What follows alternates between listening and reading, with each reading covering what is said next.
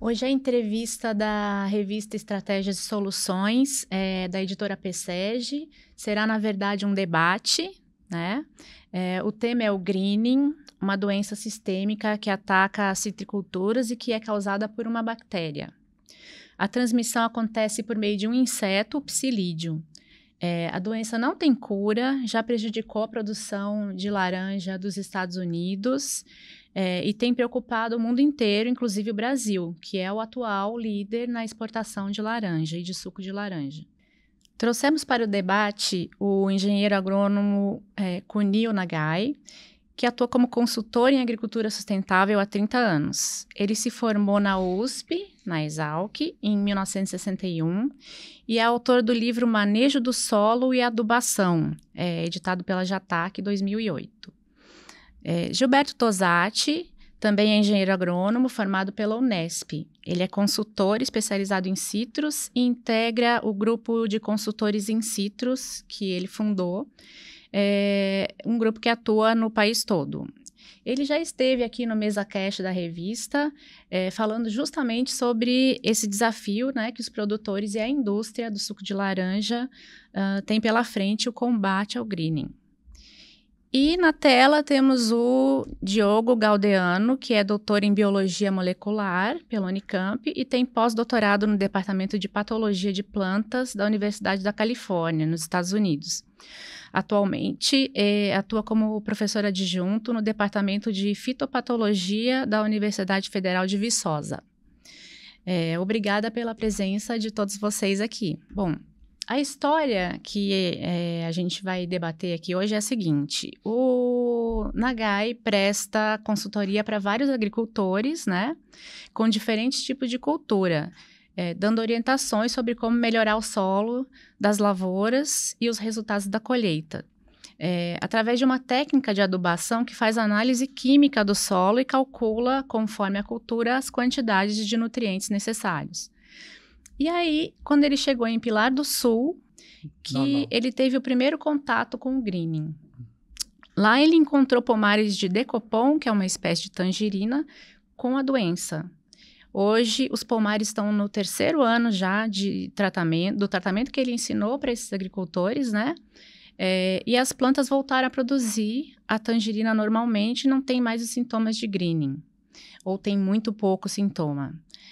Então, eu vou começar dando a palavra para o Nagai, pedindo para ele explicar um pouquinho dessa história. Em 2021, eu comecei a visitar os lavradores de Pilar do Sul.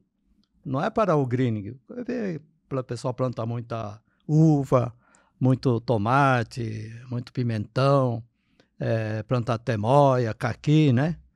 Eu fui, assim, ajudar os agricultores que realmente todos eles estavam com dificuldades.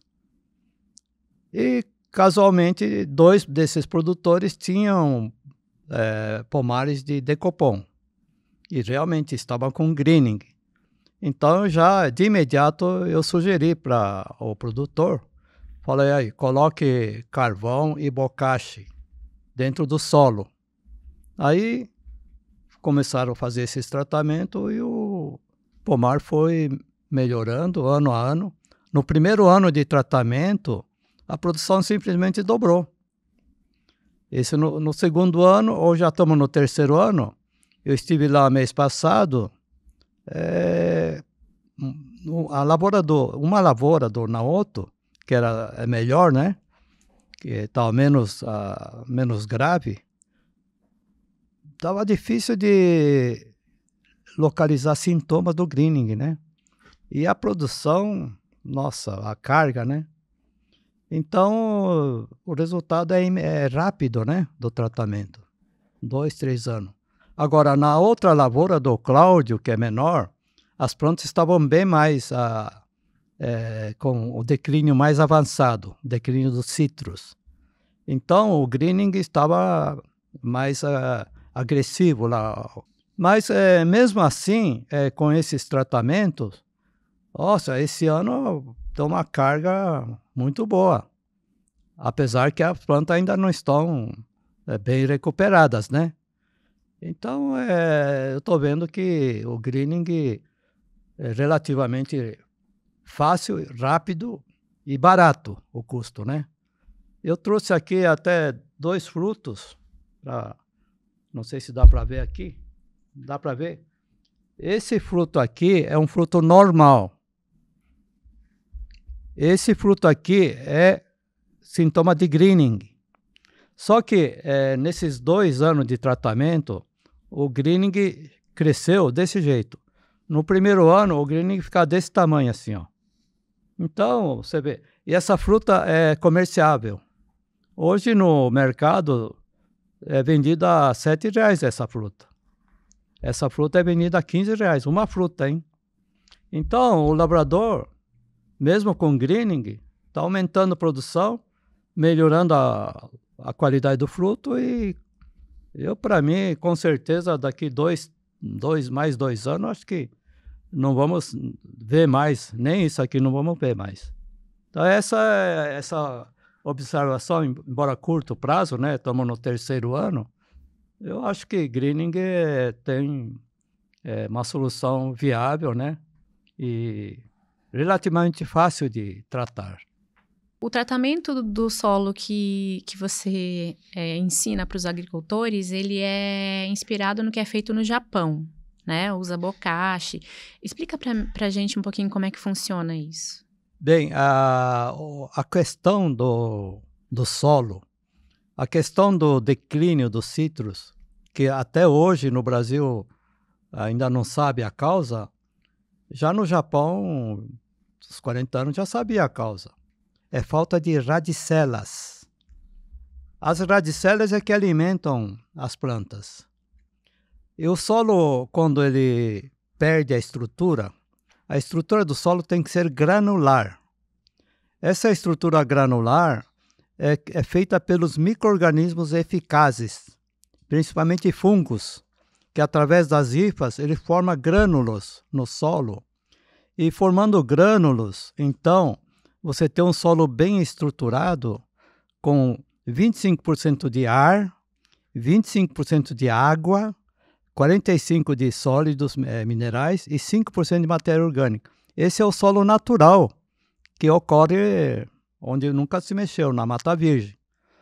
Acontece que quando você começa a mexer no solo para cultivar, vai desestruturando, essa estrutura vai destruindo, né?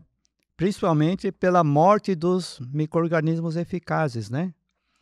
Então, no caso, para você melhorar a planta, para diminuir esse declínio, né? Para voltar a planta melhorar, a saúde e tudo, você tem que estruturar o solo. Então, você depende dos micro-organismos eficazes. Então, o que nós fazemos, essa técnica do Japão, através do bokashi, é introduzir os micro-organismos eficazes no solo, e esses micro-organismos já começam a trabalhar imediatamente e vai melhorando a estrutura do solo, né? E além disso, essa população de micro-organismos crescendo, aqueles patógenos ou nematóides vão acabando, porque o equilíbrio do solo é que faz um solo sadio, né? E então, no caso do greening, o que eu recomendei para o agricultor, isso também é técnica do Japão, é o uso de carvão moído e bokashi. O que o carvão faz? O carvão não faz nada. O carvão ele é cheio de microporos, onde serve de habitat para os micro-organismos eficazes. E quando você coloca o carvão, o pouco micro-organismo que está lá, ele avidamente entra no carvão e multiplica a família rapidamente. E esses micro-organismos multiplicados imediatamente começam a reestruturar o solo. E, então, usando o carvão e o bokashi, você está colocando o micro-organismo diretamente.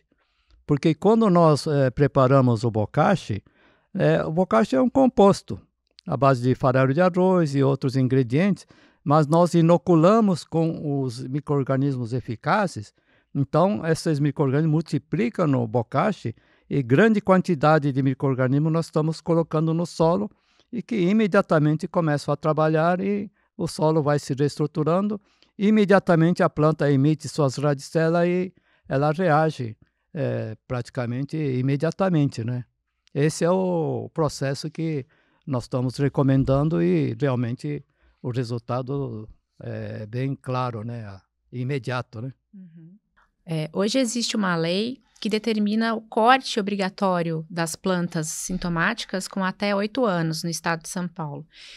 Se o pomar tratado com bocache, com carvão, recupera a saúde e volta a produzir, isso elimina a bactéria ou não? E se não eliminar, ela não corre, a planta está sadia, mas ela não corre o risco de ainda estar sendo transmissora da bactéria?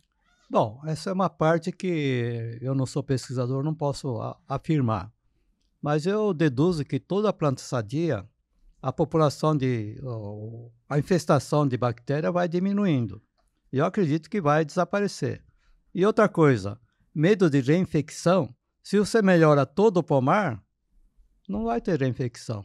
As plantas vão continuar desenvolvendo, melhorando rapidamente, e a doença não vai causar prejuízo, não. Eu acho que os conceitos são muito interessantes e eu acho que realmente faz muito sentido pelas observações que a gente vê no campo também.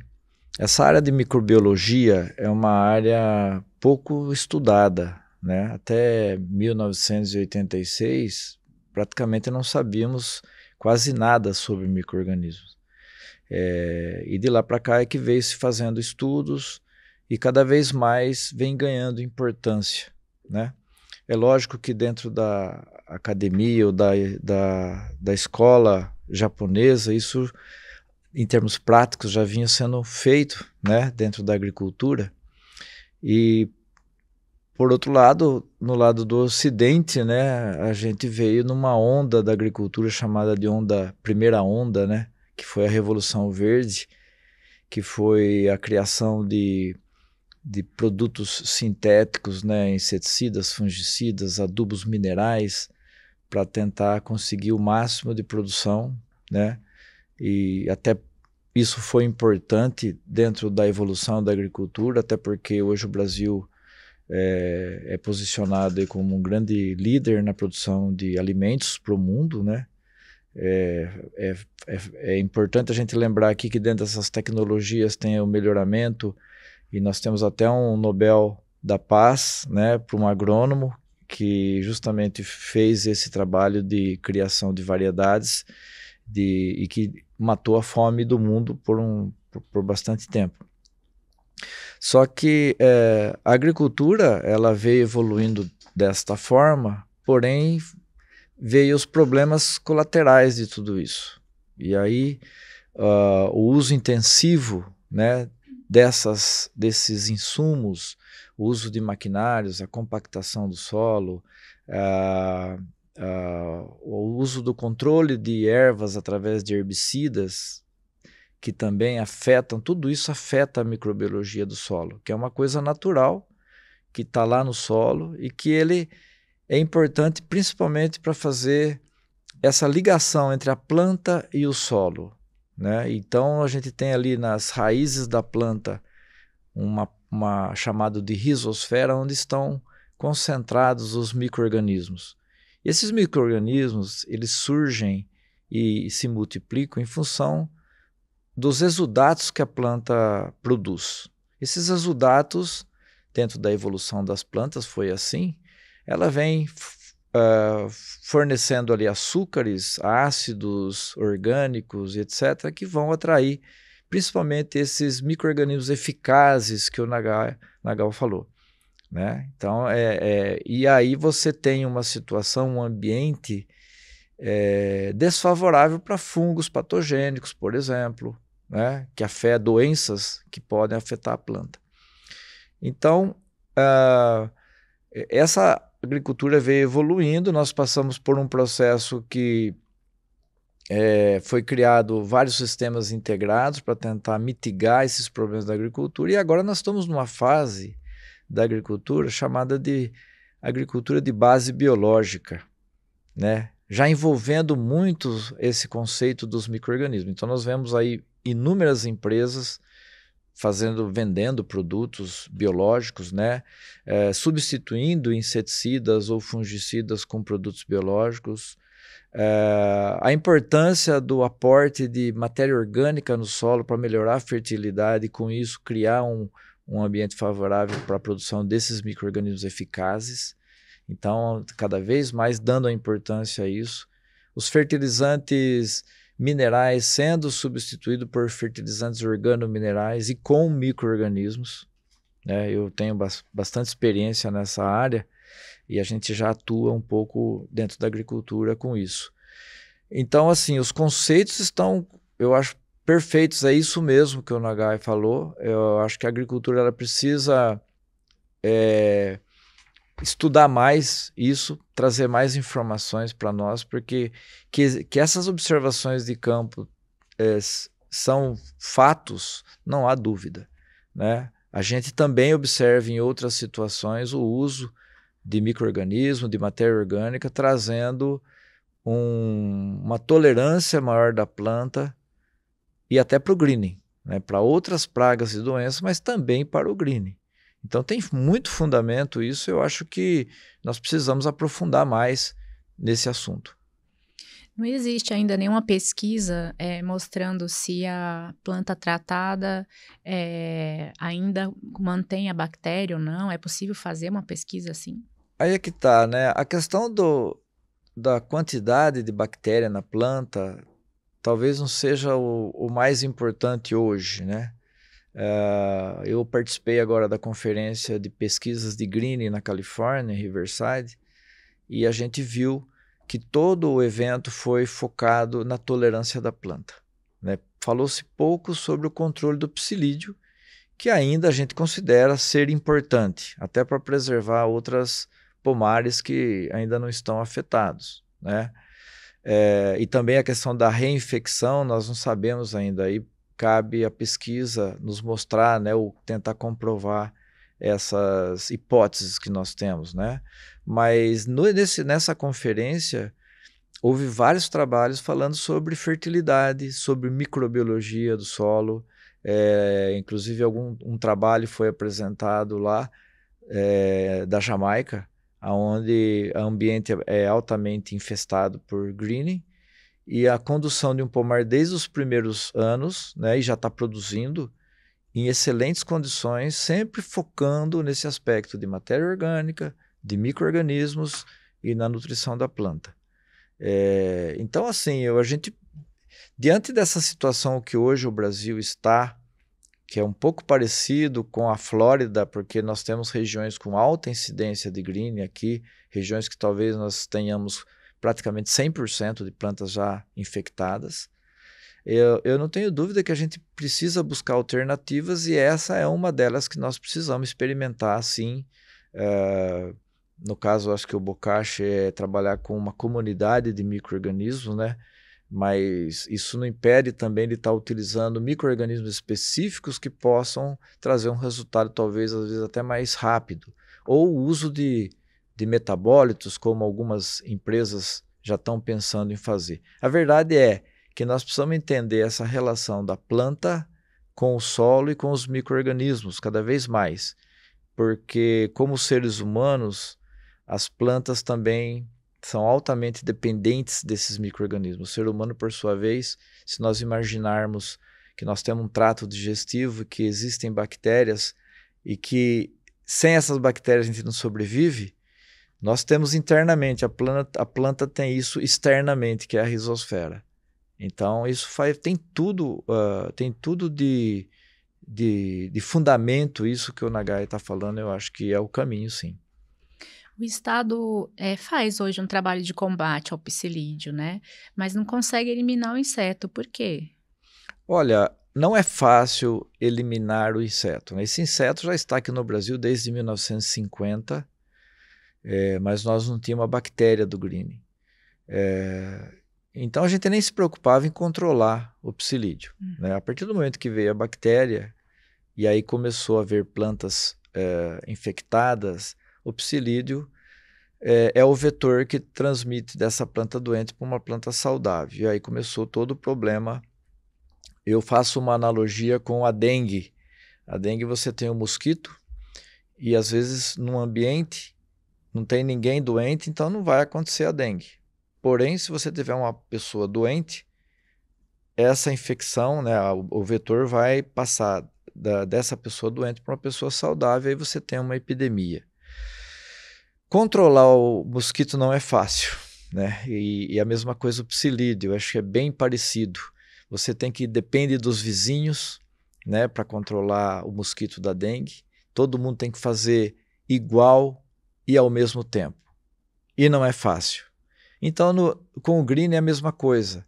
Se a gente conseguisse fazer igual e ao mesmo tempo o controle do psilídeo e a erradicação de plantas sintomáticas, com certeza nós teríamos isso dominado. Mas a gente sabe que não funciona assim na sociedade. Por mais investimentos, por mais propaganda que se faça, fica difícil controlar. Então, só que tem uma grande diferença entre o greening e a dengue. A dengue, os sintomas surgem em questão de dias. No green, a planta infectada, ela demora um ano e meio para apresentar sintoma. Então, essa que é a grande dificuldade em a gente controlar essa doença. Então, nós fizemos, diante da situação hoje, né, da maior parte do estado de São Paulo está com altos índices de greening, nós nos vemos numa situação de tentar conviver com essa doença. Não dá para erradicar mais de 50% de plantas sintomáticas do estado de São Paulo hoje, que é provavelmente o número. Hoje nós estamos com 38%, isso ano passado, esse ano vai ser publicado em agosto, talvez de 50% a 60% de plantas sintomáticas. E aí a gente vai erradicar tudo isso? Vai acabar a citricultura. Então, a realidade é que nós temos que conviver. E cada situação é uma situação diferente. Não dá para generalizar tudo. Mas nós temos que buscar alternativas. E eu acho que entender o solo, entender a fertilidade do solo, o sistema radicular da planta, principalmente plantas com greening, que é uma planta estressada, tem um estresse oxidativo que faz com que ela perda o sistema radicular, nós temos que pensar em alternativas. Eu acho que o caminho está muito mais pensando no solo do que na parte aérea da planta. Só para a gente entender um pouco mais qual é o processo que a planta passa depois que ela adquire a doença. Ela começa a formar nódulos. Quando você tem uma planta infectada, que o psilídeo vai lá se alimentar, em questão de horas, a planta já está infectada com a bactéria. Essa bactéria, ela se multiplica dentro dos vasos do floema. Então, só para entender, né, para o público entender, você tem aí os vasos do xilema, que é o que a planta puxa água e nutrientes. São vasos ascendentes. Aí, dentro das folhas, se faz a fotossíntese, tem a elaboração da seiva elaborada, né, que são os açúcares, etc., o carbono, né? E aí é distribuído para a planta como um todo, que é o alimento dela, e vai alimentar o sistema radicular lá embaixo. Então, os vasos do floema são esses que as bactérias vão se multiplicando, a planta, numa forma de defesa, começa a formar caloses que vão impedir o fluxo desses nutrientes na planta. Então, ela começa a apresentar sintomas de deficiência, como nessas duas frutas aqui. A gente percebe que a que está afetada por greening, ela não teve todo o aporte de nutrientes ou de água necessário para transformar naquele fruto maior, né? Embora ela esteja, como o Nagai falou, comercializável, né? Mas o ideal seria aquilo. Então a planta começa a apresentar sintomas e ela vai declinando ao longo do tempo e chega à morte até. Então esse é o que acontece. De novo, né, a gente tem que pensar como fazer com que a planta reaja de forma positiva para essa infecção. Seja na produção de novos vasos de floema, por exemplo, a gente tem que entender a questão nutricional, a questão hormonal da planta. E os micro-organismos, por sua vez, têm uma função hormonal na planta, né, e de nutrição também. E eu acho que é por isso que o resultado do que o Nagai fala, ele é positivo, porque você consegue fazer a planta driblar esse estresse que ela tem, né? Então, esses são os sintomas que ocorrem na planta doente com greening. Agora eu queria ouvir um pouquinho a opinião do Diogo, como biólogo, sobre esse assunto. Tem sentido que é conversado sobre a parte da microbiologia do solo e a parte de nutrição, porque isso realmente você ajuda, né, no caso da planta, principalmente nos sistemas de defesa dela.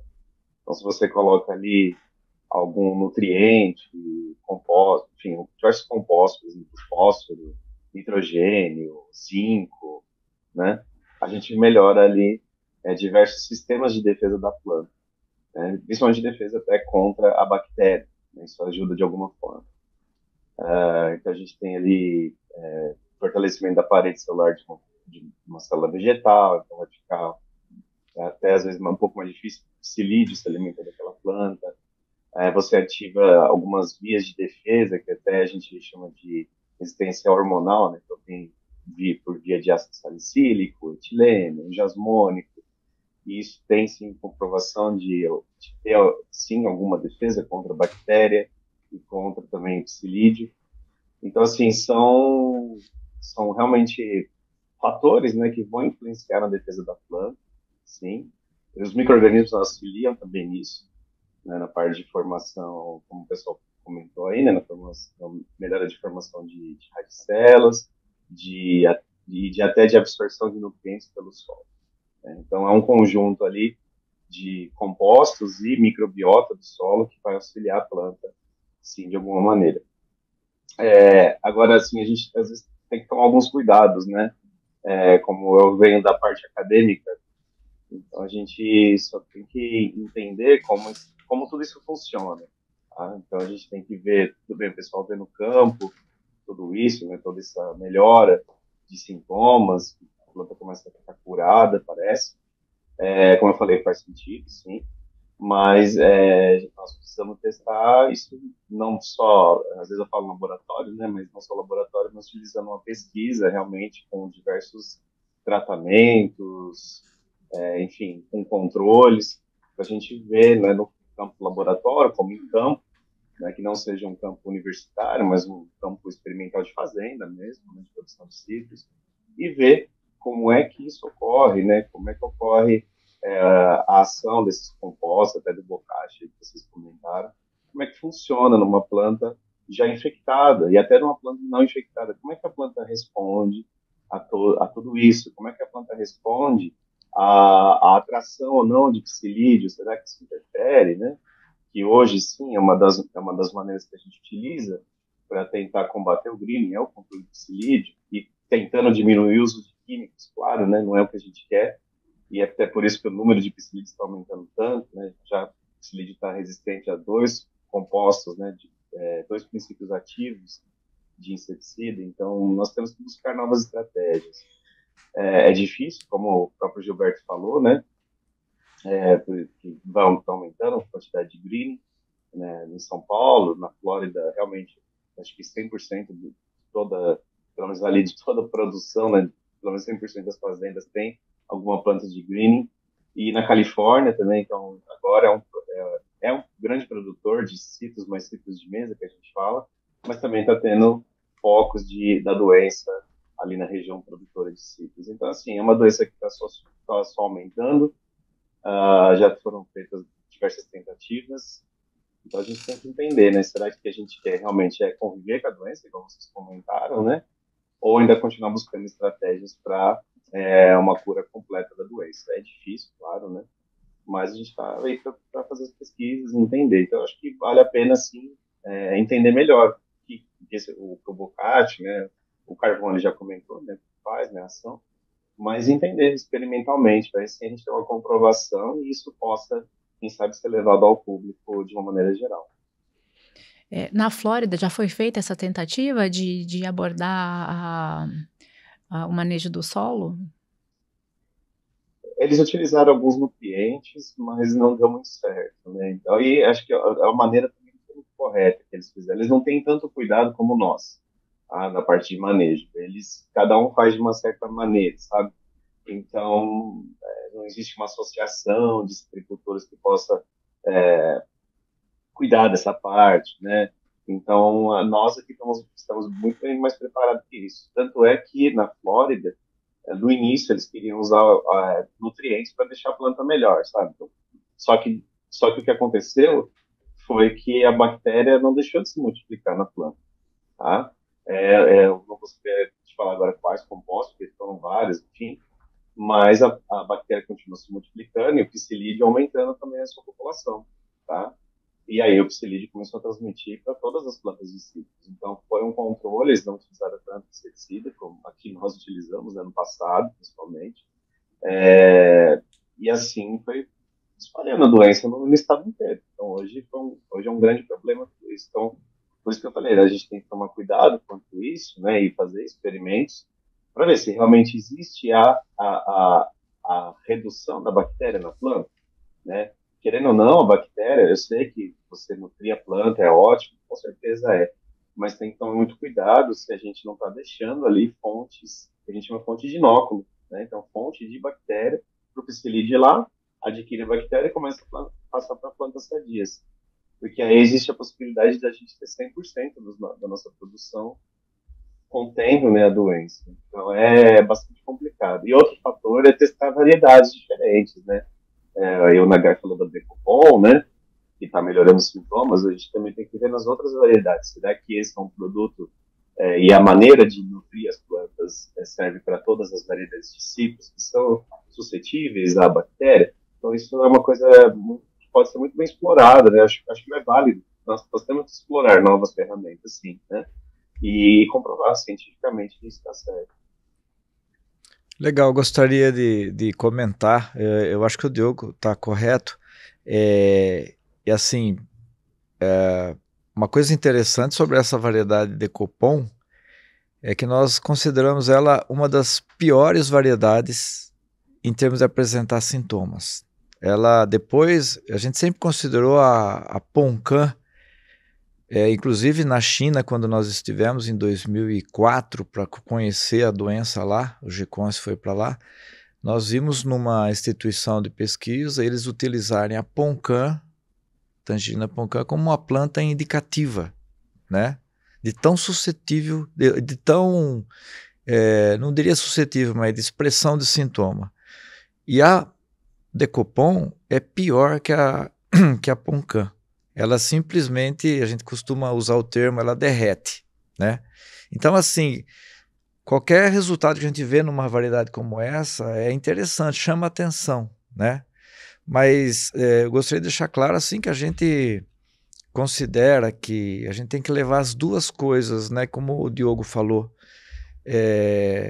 o que a gente quer escolher, né? A gente quer fazer um tratamento de convivência ou buscar a cura? Eu acho que é as duas coisas, né? Hoje nós estamos tendo áreas de novos plantios de laranja em outros estados, inclusive, ou mesmo dentro do estado de São Paulo, lugares chamamos aí de vazio fitossanitário, em que nós não devemos deixar de controlar o psilídeo, nós não devemos deixar de erradicar plantas sintomáticas nesse caso, é a minha opinião. Porém, num sistema desse, nós já temos que pensar em fazer a convivência. Então, o que nós estamos fazendo com esse solo? Né? Nós estamos adubando pesadamente, colocando herbicidas. O que nós estamos? Nós estamos destruindo uma microbiologia. E pode ser que quando o greening apareça, e vai aparecer, ele vai achar um campo fácil, né? Uma planta já debilitada, como o próprio Nagai fala, uma planta com declínio. Eu entendi bem, não é a doença declínio, mas uma planta que está, entre aspas, doente, a saúde dela não está boa, né? Porque a gente está agredindo a todo momento com adubações pesadas, e isso traz bastante gastos, né? Custos, herbicidas. E vamos imaginar tudo aquilo que a gente pulveriza de inseticida e fungicida numa copa da planta, uma boa parte cai no solo. E o que está acontecendo com a microbiologia desse solo?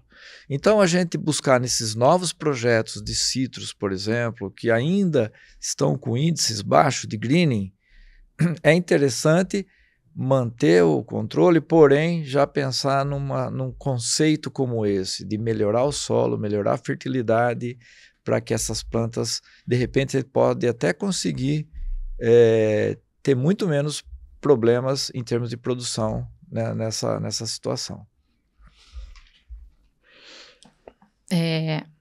Nagai, esse tratamento com bokashi e com o melhoramento do solo, ele não é novo, né? Ele existe já faz uns 30 anos, com foco na microbiologia do solo.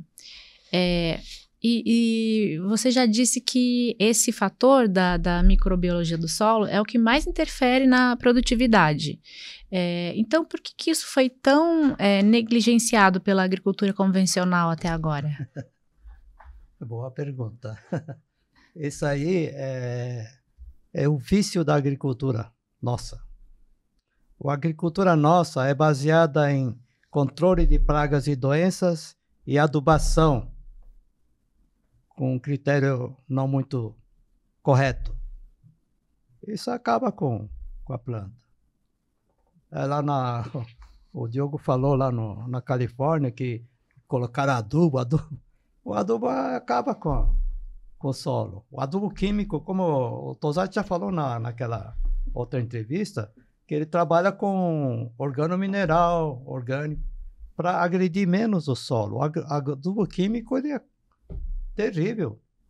Eu até contei aquele caso do amarelinho, que eu tirei o adubo e pus esterco, o amarelinho sumiu. Porque o adubo químico, ele agride o solo, mata os micro-organismos e o solo compacta mais. Então tem que tomar cuidado com a adubação. E outra, nutrição desequilibrada. Esse é outro problema no Brasil, né? Então, agora, já fugi da pergunta. Por que demorou? Porque é o vício da nossa agricultura. Até hoje tem gente que não admite a agricultura orgânica ou natural, mas faz uma agricultura convencional que acaba com a agricultura, acaba com o solo, acaba com o agricultor está acabando no Brasil. É um caso muito sério esse. Nós estamos com falta de produção de frutas, de hortaliças no Brasil, em São Paulo principalmente. Então, por que demorou? Essa técnica entrou há mais de 30 anos. Foi trazido pelo Dr. Shiro Miyasaka e pela MOA. A MOA entrou no Brasil já há mais de 30 anos. Só que foi coisa não acreditável, né? Eu achava que era tudo...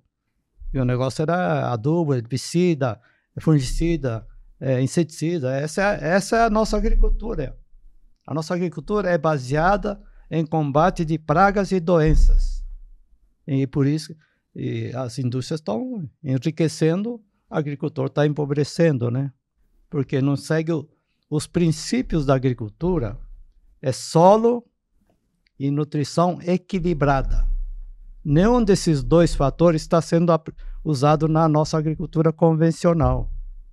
Então, eu trabalho com agricultura sustentável, eu me baseio mais no solo e mais na nutrição equilibrada, onde eu adotei esse critério de adubação baseado na exportação. Quanto que uma tonelada de laranja exporta de nitrogênio, fósforo e potássio. Então, quantas toneladas ele vai colher? Então, eu sei quantas toneladas de adubo eu vou ter que pôr. Mas eu tenho que olhar na análise quanto tem de fósforo, quanto tem de potássio, para eu fazer o balanço. E vejo os micronutrientes, quanto tem no solo. Mas precisa ter mais para laranja, precisa ter 1,5 ppm de boro. Mas no Brasil ninguém sabe disso. Tem que ter 5 a 10% de zinco, ppm. Onde que tem essa informação? Qual o custo desse tratamento com bokashi? O bokashi depende muito do preço dos componentes. 50% é farelo de arroz.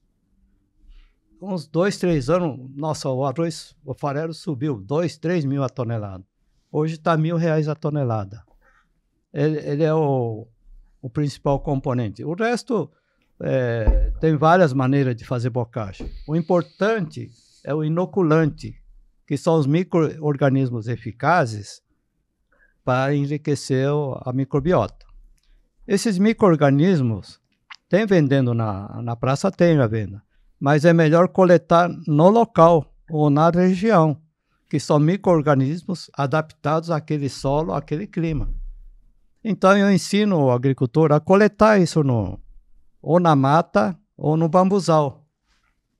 Então ele leva, tem uma técnica, coloca o arroz e o micro-organismo, imediatamente a gente coleta e tem que examinar, porque às vezes entra patógenos também. Você já pega esse arroz e já produz seu próprio inoculante para usar no bocache, né? E além do bocache, nós ensinamos um outro tipo de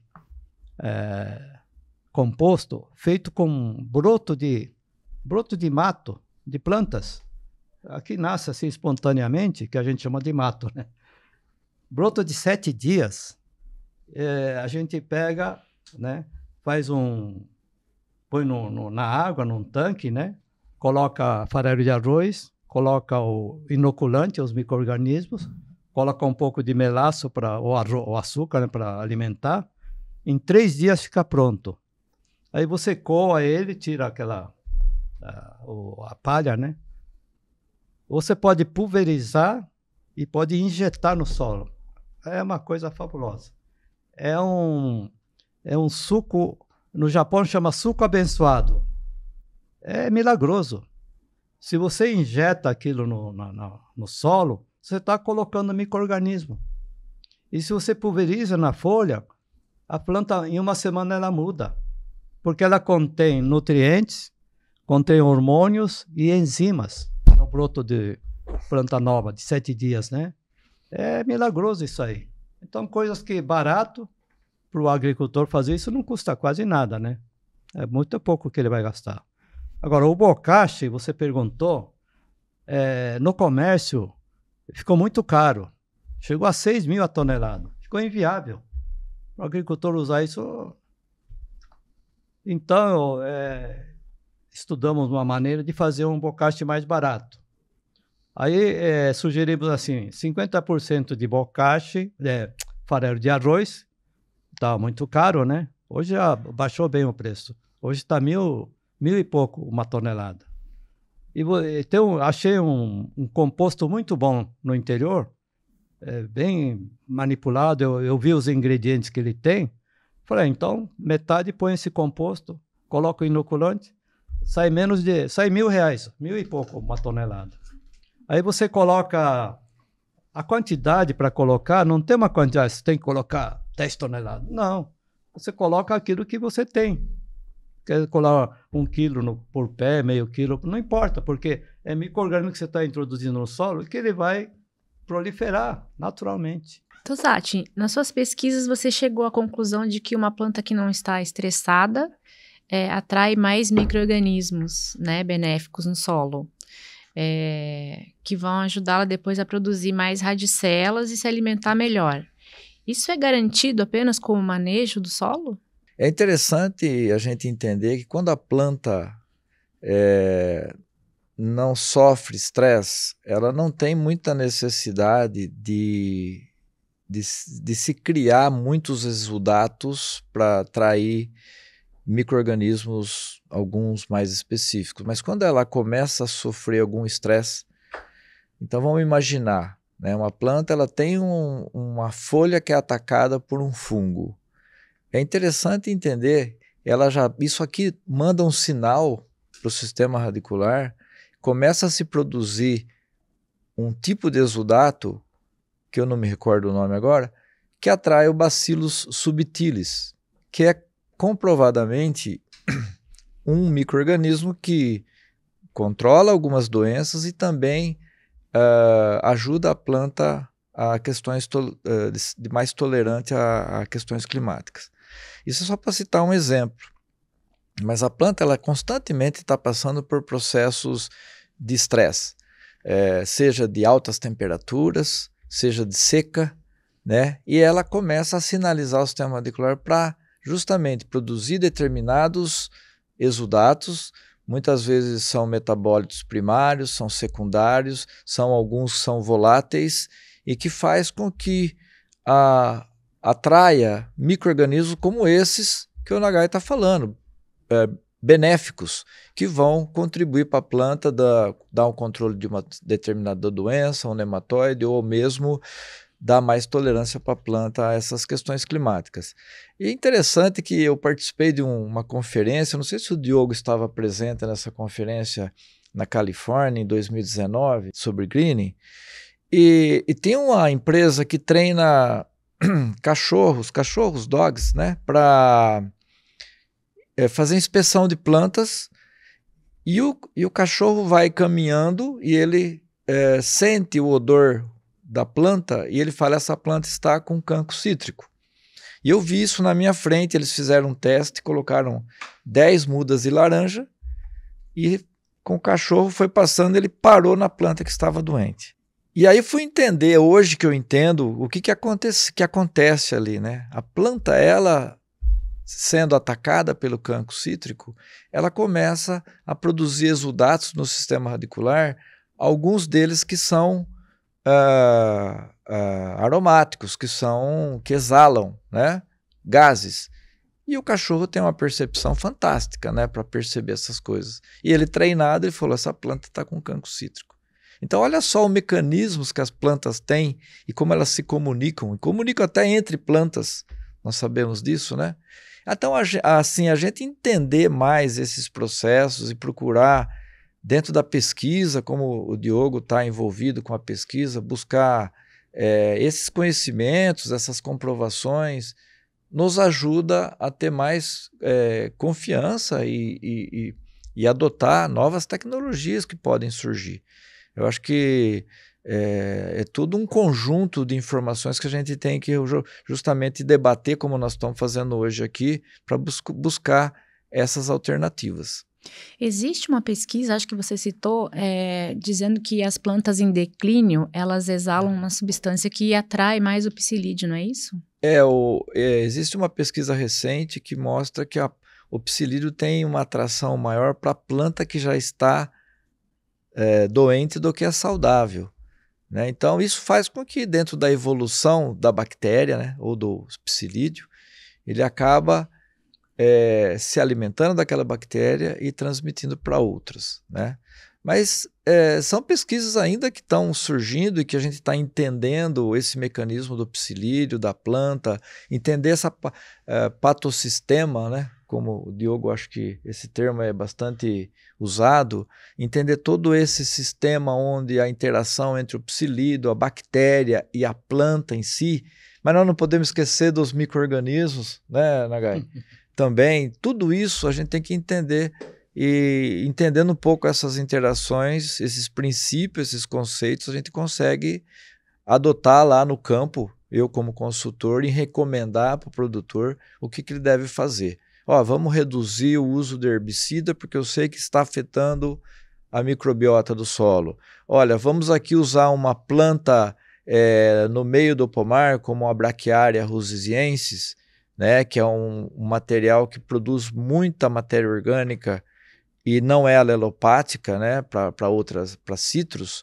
Então vamos plantar ela e ela vai produzir muito micro-organismo também na sua rizosfera. E aí nós podemos roçar ela e jogar embaixo do pé de laranja. Isso vai transformar em matéria orgânica, barata, de graça, e vai promover uma microbiota mais abundante nesse solo.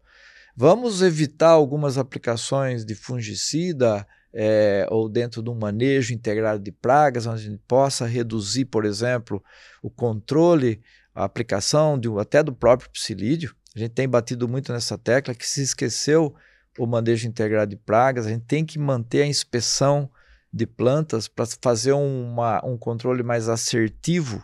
Ontem mesmo eu participei em Ribeirão Preto de um evento a respeito disso, e foi discutido isso lá, para que dentro desse sistema de produção a gente possa resgatar coisas da natureza e produzir aí uma agricultura mais regenerativa, né, buscando os conceitos de floresta, etc., mas adotando as tecnologias, né, que o Diogo lá está envolvido buscando a informação, a pesquisa, né, de novos componentes ou novas... quem sabe a gente descobre aí um produto que possa até matar a bactéria ou eliminar o psilídeo. Então, eu acho que tudo é válido, né? Diogo, você participa de uma pesquisa sobre tecnologias usando RNA de vírus encontrados em psilídeos, é isso? Como uma forma de combate ao greening. Como que funciona isso? Deixa eu só... foi muito bom o que o Gilberto falou sobre a parte de atração, né, de psilídeo por plantas doentes. Isso realmente está sendo comprovado, né? Então, é uma maneira que a gente tem que entender como é que essa bactéria depois é dispersada, né, pelo psilídeo no campo para plantas sadias. Bom, durante o doutorado e o meu pós-doutorado, né, trabalhei com uma tecnologia que a gente chama de RNA de interferência ou silenciamento gênico. E a ideia inicialmente, antes de falar dos vírus, tá? A ideia inicialmente era a gente buscar sintetizar moléculas com RNA, e essas moléculas conseguem desligar alguns genes do psilídeo, né? Levando o psilídeo à morte, ou algum fator que vai desencadear um atraso no seu desenvolvimento, uma deformação de asas, e assim por diante. Então, esse daí foi o início da nossa pesquisa. Hoje, o que a gente fez, hoje, nos últimos anos, né, que a gente fez lá nos Estados Unidos e continua fazendo aqui no Brasil, foi que nós identificamos alguns vírus de inseto, né? Muita gente acha que é vírus de planta, mas não, né? Vírus de inseto em psilídeos, né? E nós temos diferentes grupos de vírus em diferentes populações de psilídeos no Brasil, na Flórida, na China, em outros países. E a ideia qual é, né? É a gente modificar de alguma maneira esse vírus, tá? Já presente no psilídeo, então a gente modificaria esse vírus e ele entregaria essas moléculas de RNA que eu falei em relação ao silenciamento gênico, né? Então a gente modificaria esse vírus de alguma maneira para ele produzir essas moléculas de RNA e desligando algum gene do psilídeo, que na verdade a nossa busca é fazer algo relacionado que o psilídeo não consiga transmitir mais a bactéria ou então diminuir nessa transmissão da bactéria para plantas sadias. Ou até ele não conseguir adquirir a bactéria e passar para plantas sadias. Então, essa é a ideia não, né? O projeto que a gente já está desenvolvendo e vendo que há, sim, possibilidade disso virar uma ferramenta biotecnológica no futuro, porque se a gente tiver ali alguns vírus já presentes no inseto, né, ele pode transmitir isso para as próximas gerações. Então, imagina só, então a ideia não é até matar o psilídeo, tá? A ideia é, sim, bloquear, de alguma maneira, dele transmitir a bactéria de uma planta para outra. Então, seria como é que a gente fala, um manejo perfeito, né, do psilídeo. Não precisa matar ele, não vai causar grandes danos, mas você vai causar um dano, aí sim, na parte de transmissão ou aquisição da bactéria pelo psilídeo. Legal. Interessante. E essa pesquisa está em andamento? Tá em andamento, né, principalmente com o grupo da Califórnia, lá da Universidade da Califórnia em Davis. Então, ele já tem um grupo, diversos vírus ali de psilídeo que a gente já tem, a gente fala o genoma, né, a gente já entendeu como é que é a sequência desses vírus, e agora a gente está buscando modificá-los, né, e também a gente está vendo como é que a interação de vírus, por exemplo, que existe numa população da Flórida, interage, uma população de psilídeos da Flórida interage com populações de vírus de psilídeos que veio de Taiwan, por exemplo. Será que existe uma compatibilidade desses vírus com os psilídeos? Então a gente está nessa, né, vendo essa compatibilidade e modificando geneticamente esses vírus para depois usar a tecnologia de desligar os genes, né, silenciamento de genes. E você acredita que uma planta bem nutrida possa, de alguma maneira, se defender de um patógeno, formando barreiras estruturais ou químicas? Sim, isso já tem comprovado, né, que se você utiliza alguns compostos, tanto via solo, como falei, né, anteriormente, então desde nutrientes, ou até micro-organismos, ou você aplicar algum composto nas folhas, como a gente conhece ali os indutores de resistência, que pode ser químico, pode às vezes ser um micro-organismo que você usar como indutor de resistência. Aliás, tricoderma, né, bastante conhecido como não só um agente de controle biológico, né, muitas vezes, mas ele também pode induzir resistência em algumas plantas e ciclos já mostrou alguns resultados interessantes também. Então, sim, você está ali, de alguma maneira, fazendo com que a planta ative o seu sistema de defesa, né? Igual nós, né? Se nós estamos... o Gilberto fez a comparação com a dengue, que eu acho perfeito, né, na parte humana, e a gente também compara a saúde da planta com a nossa saúde, né? Se nós não estivermos bem nutridos, não comer, né, diversas proteínas, enfim, diversos alimentos, né, diferentes, nós estaremos mal nutridos para se defender contra alguns patógenos que possam ali causar algum malefício a gente. As plantas é a mesma coisa, né? Se você está com uma planta bem nutrida, a ideia é que ela vai estar mais apta a se defender, né? Você vai ter barreiras tanto físicas como químicas interagindo na defesa contra patógenos e até, dependendo, às vezes, contra pragas ou falando dos psilídeos. E você acredita na cura? Que a gente vai encontrar uma cura para o greening? Essa é a pergunta de milhões, né? Como eu falo, né? É a pergunta que a gente tem que deixar para o futuro. Eu acredito que sim, eu estou trabalhando nisso, né? De você tentar uma maneira de cura, então você tem uma planta que seja ou totalmente resistente ou que seja tolerante, pelo menos, e ela sendo tolerante consiga, por mais que ela possa ter ali a bactéria dentro dela, mas que não prejudique a produtividade dessa planta, que a gente busca, sim, alguma maneira de resistência ou tolerância. Ou que nem a gente comentou aí, né? Conviver com a doença. Se a gente tiver que conviver com a doença, já que não para de crescer, né? Que isso não afete a produtividade da planta. Né? Então, a gente tem que envolver maneiras, né, dessa planta ser tolerante à doença, né, à bactéria, e assim não prejudicar o produtor. O problema é complexo e precisa de muitos debates como esse, né, para buscar soluções. Eu queria aqui dizer muito obrigada mais uma vez pela participação de vocês todos. Agradeço também a quem está assistindo. E vamos torcer para que o Brasil consiga encontrar a cura, né, do greening. Vamos torcer.